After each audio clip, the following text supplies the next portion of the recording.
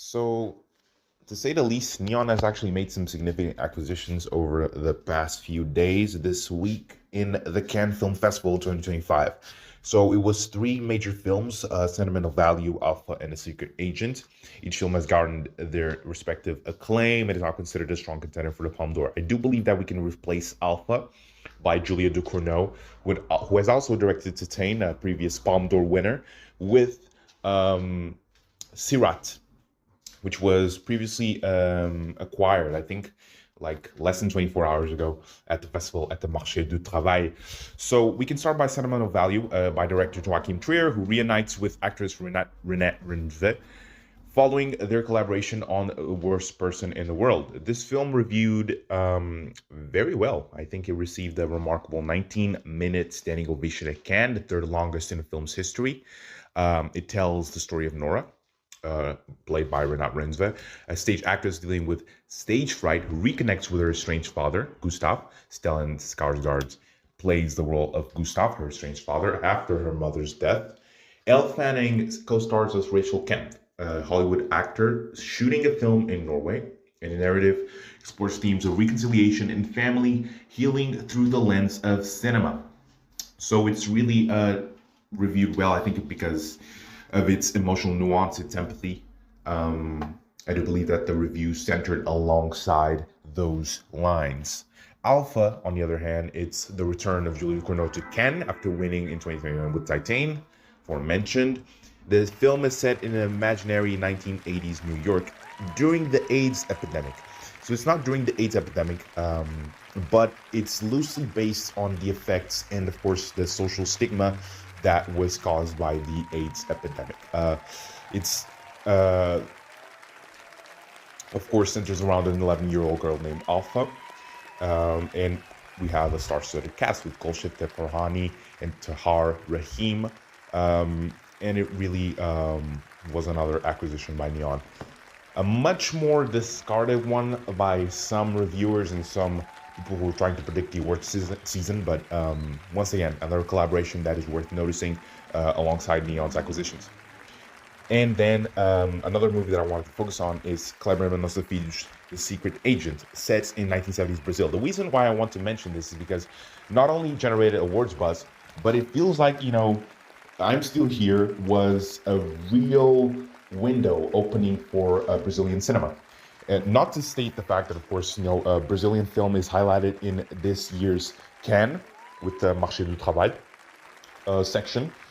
But I do believe that this is really a winning strategy because, of course, Brazilian cinema, when it comes to the 4-year consideration period, is going to be supported by, the amount of Brazilian fans. And once again, I do want to recall an interview that Fernanda Torres did, that, of course, Brazilian people want to be seen, and they want to, of course, their themes to be represented on the big stage. And, the dictatorship in Brazil was a huge factor for the I'm Still Here success, not only internally, but, of course, overseas, and, by winning Best International Picture. So I do believe this is not going to be a repeat of the same themes, but, of course, the same strategy is going to be made here by Neon. They have to consider, of course, the utility of the Brazilian diaspora in the Brazilian cinema as a huge factor for investing in the overseas market. So the film follows Marcelo, played by Wagner Moura. So, of course, he's known by playing Pablo Escobar in Netflix Narcos, Udo Kier, Gabriel Leon, and Maria Fernanda Candide. So the film received a 13-minute standing ovation during its Cannes premiere. And it also was acquired by Neon, who has now their North American distributing rights. So the movie did secure the rights for UK, Ireland, and Latin America, including Brazil and India. So there's still here tight competition between Neon and movie. Movie did some interesting acquisition. I think that the history of sound is a solid one, but however, I do believe that, of course, I saw some reviews. I saw that, of course, Mescal and O'Connor's performances did not sell the movie at all for some moviegoers. So excited to see what happens with that. But it really underscores the commitment to distributing critically acclaimed international films. Once again, this strategy is very, very interesting because, of course, um, we saw what happened with Parasite years ago. It was very, very compelling, and not only social criticism, but of course social criticism done right, in the right environment, and of course with the proper visual tone delivered by Bong Joon-ho's vision. But however, this is really interesting. It's really interesting. These are really, very well-rated movies that I absolutely, without a doubt, I do think that we're going to test well. Now, Deadline did some reviews, especially with Sentimental Value, noting the subtle tension, the meditative quality of the film, and of course the supporting cast. Elle Fanning was also lauded. The film was also described as a tender exploration of family dynamics, the most tender Bergman film that Bergman never made.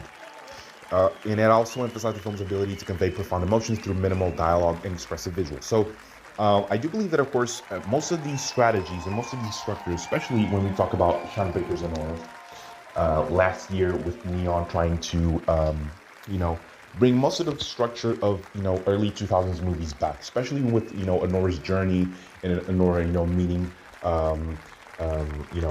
her boyfriend. As we see that progression, we see that, of course, we see these events, and of course, we come back to the moments together.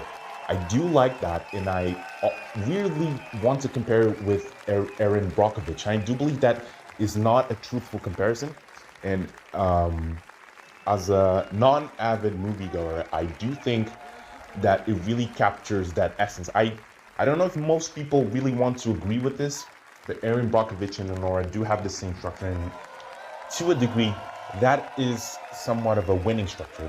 Showing these emotional moments through almost a roadshow-like lens. I don't think it's going to be the case with Sentimental Value. I'm just saying it because these are films that take you on a journey, but a journey that, of course, as you go, you only start to, of course, reflect on these themes, the themes that are being displayed throughout the end of the second act and the beginning of the third act, when, of course, the climax unfolds.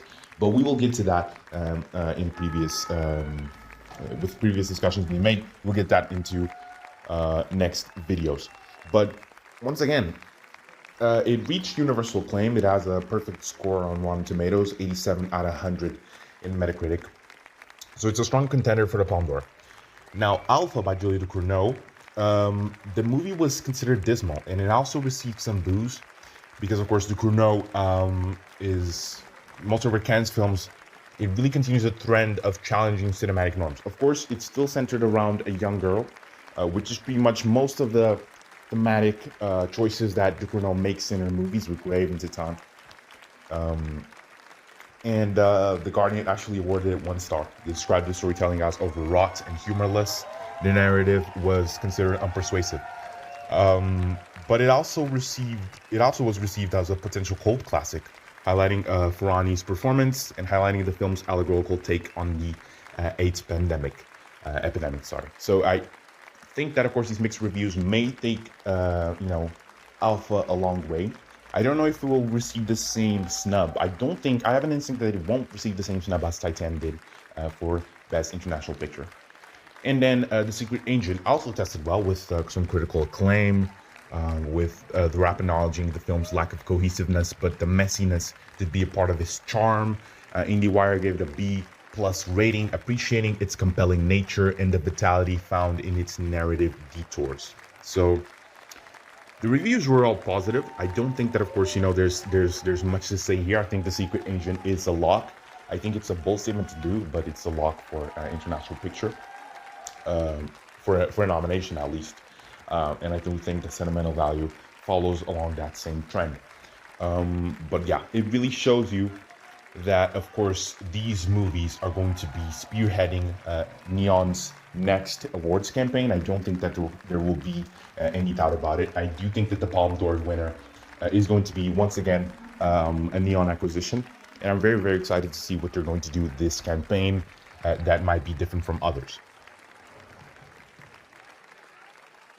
But yeah, if there's at least one that needs to be singled out. I think it's sentimental value. I think you know the fact that I think a lot of people want to discuss that Khan has this tradition of having these standing ovations for too long, or might be exaggerated by people who are in film updates and see all the tweets and all that. But I do think that, especially when you see you know uh, the critics highlighting its nuanced storytelling, especially emotional journey like never before, and an entirely new, different emotional landscape by how minimal the dialogue is, but it still it displays a very influential tone set for the entire film. I don't think that sentimental value will not have its constraints. I think that's for some people, as festivals will go, they probably will discard, some of the attributes that make the film great, because that's what happens. People are biased by reviews, but still, it's highlighted as a poignant exploration of familiar relationships, the healing power of art. Renat Reinsve and Elle Fanning are have their performances described as attuned to Trier's energy. It brings manic frustration, but of course raw emotion to the role, and the narrative also diving into these complexities of a father-daughter relationship. Uses the medium of cinema as a means of reconciliation and self-discovery. So I don't think that with that, I think that monotonous synopsis and log lines, they often work very well for award season. I think that when you start doing something with that, that's when the whole movie starts to unravel. And that's something that the critics did note, that the film solely is it wrecks you emotionally as it unpacks the characters, stories, the traumas that are unspoken, and I do believe this might be a reference to, of course, Rensve's character. Her portrayal of Nora is highlighted there as a strange actress who's grappling with personal and professional challenges, and this has been particularly praised. So I think that it's inherent to her contribution to the role as the main character, but also it's also highlighted as well as a balance of humor and pathos. Mike Millsian montage to weave together some moments of personal heritage. So I do believe that, of course, they're creating also a tapestry in the sense that they want to express the inexpressible, but of course, also bring some levity into it. We don't know how this is going to turn out. I do believe that sentimental value is a huge contender to be Neon's next to Nora, and it's one of the highest rated films of the festival as well. I do believe that it's all time. I think that if from this edition, I'll have to try to fix that, but come editing to see if editing's okay. But yeah, it really reflects on inheritance, Spain, and the power of cinema. But I think that because of this, a question remains to be seen if this is going to actually have the campaign it deserves. Because as the general audience starts to discover these Oscar contending films, I don't think that there has to be a necessary link to what sentimental value makes us feel. But I do believe that, of course, it'll be interesting to see what strategy do they adopt, because with Nora, it was the question of course, having Mikey Madison having a breakout role and actually centering the marketing campaign towards that. Now in here, you see that, of course, you have Elle Fanning, who is also having these new emerging roles. I think that she was cast as a new character not a new character, but a character, I don't remember the name, in the Hunger Games. I don't really follow that franchise, but she has been cast in the new Sunrise on a Reaping movie coming next year. So I do believe that, of course, she's also going to be one of these new emerging actors come 2026. So I think that the conditions align, especially when it comes to the marketing campaign, diving into this emotional landscape, or at least riding the hype. We will see. It is a question that remains to be seen, but I don't think that, of course, Trier will have less of a success than the worst person in the world. So I don't believe that this will be a situation in which, of course, movies like that, and of course, Tisane by Ducournau. And this is why I have this strong feeling in which these movies will actually test better come awards season, because once again, Neon strategy right now, it's trying to make these international movies as known as possible. And I don't think that, of course, that has failed in the last edition, especially when we talk about the zone of interests, and when we talk about situations that are covered. I'm still here. I think that there's a very particular interest, and especially with, of course, the changing of the Oscar voting rules. Finally, in trying to get these pictures, these flicks from the overseas market actually known to audiences and also to voters. I do think that they might profit off this. I still think that, of course, there might be some maneuvers in which most Oscar voters won't actually see all the films, but I think that the interest in the overseas market is something very, very interesting. It reminds me of 2014's Oscars, especially when we talk about the interest that was cultivated. I don't know if it's the 2014 Oscars, but I'm talking about Birdman. I'm talking about Boyhood.